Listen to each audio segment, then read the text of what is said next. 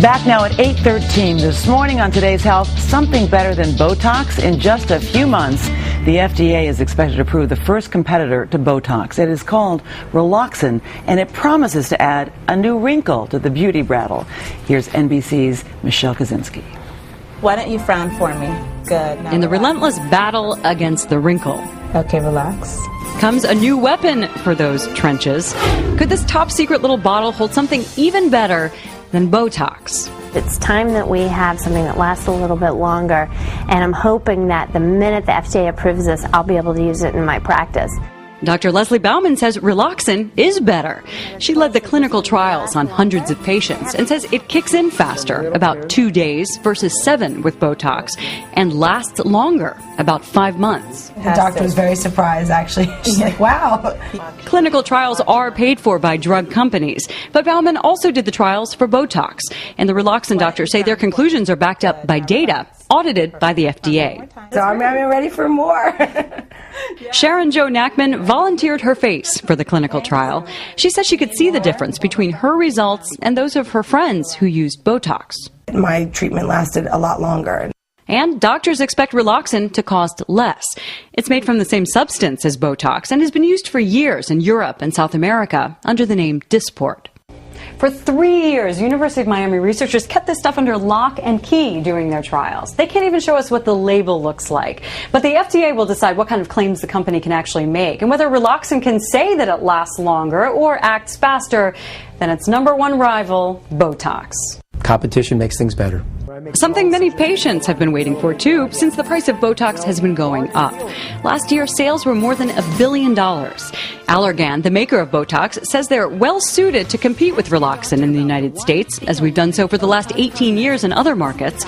Adding a little warning, physicians should not assume that they can use another product such as Relaxin and get the same precise and predictable results with the same safety profile as they do with Botox. Well, American housewives should be able to make that decision for themselves very, very soon. But until the FDA approves it, under padlock in this lab, it will stay.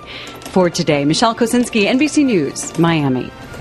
Dr. Nancy Snyderman is NBC's chief medical editor. Dr. Nancy Snyderman, good morning. Hello, Here we go again. Now, this is still a neurotoxin like Botox, right? It is the botulinum toxin. It's just sort of it's a new take on it. It is the first kid on the block to give Botox a real competition. So in terms of difference, we just heard from Michelle Kaczynski that that it basically might last longer. Right. Are these claims proven? Well, here's what our expert we spoke to last night said. It will start earlier. So instead of waiting 3 to 5 days, as women do for Botox to set in, this starts 1 to 3 days. I think there's still some controversy as to how long it will last.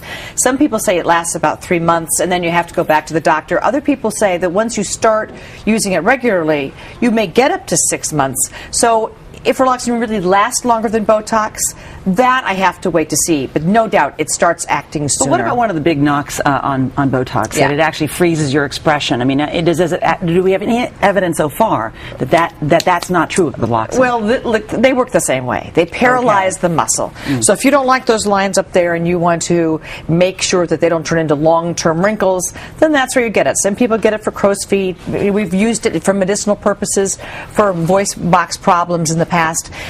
It all works the same way. But the most important thing to remember is it's temporary. It will wear off. It doesn't paralyze anything forever. And boy, is this stuff safe. It really has been run through the ringer.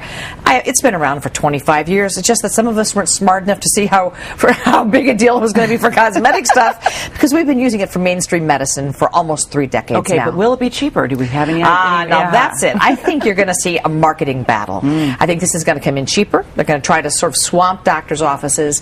And right now, Botox costs $350 to $500. Watch for a price war. I bet that's what. So this is terrific. This is good news. I think it's good competition. Okay, well, absolutely. That's good news. Some good news this morning. It's going to be a price war for the women who want this stuff. All right. Okay. Thank you so much, Nancy.